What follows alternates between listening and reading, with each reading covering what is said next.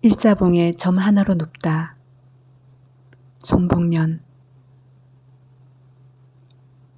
드디어 말로만 듣던 그곳에 왔다. 지나온 길은 숲으로 숨어들고 좁고 가파른 비포장길을 힘겹게 올라온 자동차 바퀴에서는 타는 냄새가 매캐하니 났다. 어느 집에서나 있음직한 오래된 이야기 하나를 쫓아 이곳으로 오르는 동안 나무와 길이랑 시선이 닿는 곳마다 뭉클한 감동이 일었다. 8월의 태양 아래 잡초들만 숨쉬는 듯 무성하게 키를 키우고 있는데 정작 무덤은 고요하다. 바람에 실려와 자리를 잡은 기름나물, 페랭이, 마타리꽃이 피었다. 일렁이는 꽃들의 재롱을 보면서 영혼은 무료함을 달려왔으리. 오르기만 해도 신선이 될 법한 산 정상에서 구름과 바람에 씻긴 맑은 영혼으로 자손들에게 길을 열어주고 있을 그분을 그려본다. 일자봉에 누워 계신 그분과 얽힌 우리들의 전설 하나는 지금도 진행 중이다. 오래 잊고 지내다 뒤늦게 찾아뵌 자손들은 송구한 마음으로 잡초들을 뽑아낸다. 다 뽑고 나면 오히려 민둥하게 될까 걱정이다. 같이 간 시숙들도 그분과 무언의 대화를 나누는지 묵묵하고 진중하다. 한 번도 뵙지 못한 시증조 할아버지는 엎드려 정성을 다하는 당신들의 자손이 살가워 흐뭇하게 미소를 지으리. 허물어진 축대를 쌓는 자손들의 등줄기로 땀이 도랑물처럼 흐르지만 늦거운 마음은 뜨거운 태양을 견디며 보람을 느끼는 순간이다. 모두가 자신의 살붙이를 떠올리며 가슴에 점 하나를 찍어가고 있으리. 조금 전에 지나왔던 황씨 부인당에서 징소리가 들려온다. 무병을 앓는 이들이 각지에서 모여와서 신내림굿을 준비하고 있었다. 텔레비전 전설의 고향에서 보았던 황씨 부인의 애틋한 이야기로 가슴 저리던 전설의 장소이다. 우물처럼 고인 눈동자의 여인들이 사당을 오르내리며 정성을 들이니 외로운 황씨 부인의 영혼은 그들의 마음에 엉어진 족쇄를 풀어주며 어루만지고 있으리. 가여운 여인들의 발끝이 군마당과 작두위라는 극한의 경지에서 세상을 초월하는 해안을 열어 다시 세상으로 나아가길 빌어본다. 저녁상을 물리자 어머님은 손자를 안고 이놈 장군이네. 눈에 총기 좀 보거라. 눈썹은 또 어떻고 지 할아버지 닮아 숫댕이 같네.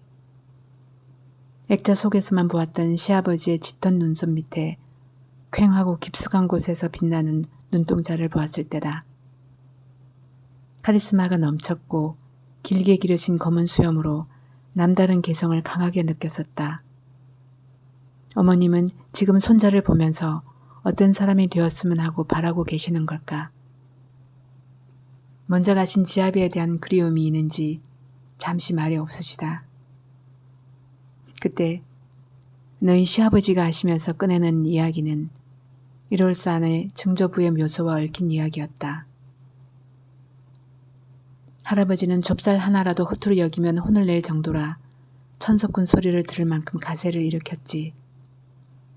자손들의 앞날을 생각해서 직관을 대동하고 전국의 명산을 찾아다니셨다고 하더라. 딸 6의 외아들이신 당신이 너무 외로우셨던 게지. 그래서 묘향산, 금강산, 지리산으로 팔도를 다니셨는데 안 가본 데가 없다더라. 1월산에서 명당터를 찾게 돼서 증조부의 묘를 쓰느라 그 많던 재산을 탕진할 정도였다지 뭐냐. 교향에서 묘지까지 가는데 보름이 걸릴 정도로 걸어서 다니던 시절의 이야기다. 안동에 근무하고 있을 때 종시숙이 시절을 지내고 나서 우리 집에 묵어 가시면서 하시던 말이 떠오른다. 제사에 올릴 음식을 산지기가 지고 어둑어둑할 때 길을 나서서 산소에 올라갔다 내려오면 하루 해가 넘어갔다고. 소중하고 귀한 것은 쉽게 얻어지는 것이 아닌가 보다. 묘를 쓴 내력이며 시자 지내는 이들의 힘든 여정담들은 전설처럼 친척들이 모이는 날이면 저마다의 기억 속에서 꺼내놓았다. 가보지 않은 그곳은 그렇게 아득하고 먼 곳으로 우뚝하게 서게 되었다. 일자봉과 월자봉의 두 봉우리 중에 일자봉에 날 일자의 가운데 획에 해당하는 장소에 묘를 썼다. 날 일자에 동그란 상형 결자가 그려진다. 해의 가운데 점에 해당하는 곳이라니 깊은 의미가 담긴 터다. 묘태에 대한 상식이라고 해야 좌청룡 우백호 정도밖에 모르는 문외한이지만 잠옷 의미심장해서 그 뜻이 이루어질 것만 같은 믿음이 생긴다. 숫자 향렬에 가서 큰 인물이 난다고 하는데 나는 자식을 키우는 어미가 아닌가. 가당차는 이 말에 혹하지 않을 리가 있을까. 그것도 내 아들 대해서라니. 그 상징적인 말에 우리 시댁의 친척들은 저마다 가슴에 불씨를 하나씩 묻고 지내는 것 같았다. 또한 굉장한 끌림이 나를 사로잡았다. 뵙지 못한 그분 앞에 삼가 머리 숙였다. 시조부께서는 이곳에 묘를 쓰기 위해 유골을 담은 상자를 가슴에 안고 직원과 일꾼들을 대동했다고 한다. 나무꾼들이 낸 길을 따라 이 산 정상에 올랐을 대장정. 혼자 몸으로도 오르기 쉽지 않은데 엄숙했을 행렬의 모습을 떠올려 본다. 자손들의 앞날의 발복을 위해 300리가 넘는 고향에서 출발해 넝쿨을 헤쳐가며 올랐으리라. 일가의 번성을 위해 의성에서 솔거해 보원의 터를 잡으실 무렵 시아버지는 7살이라 했다. 그 후 많은 자손들이 나고 시아버지의 사업수완으로 또 다른 전설을 남기게 되었다. 전쟁과 혼란 속에서 보원의 뿌리를 내리게 된 것도 그렇지만 자손들에게 전설 하나 심어두었기에 친족들이 모인 자리나 저마다의 가정에서 입으로 전해지고 있다. 더러 각색이 되기도 했겠지만 지금까지 줄거리를 더듬어가며 신지처럼 가슴에 박혀 있도록 하셨다. 그것이 이루어지고 안 이루어지고는 그 다음 문제다.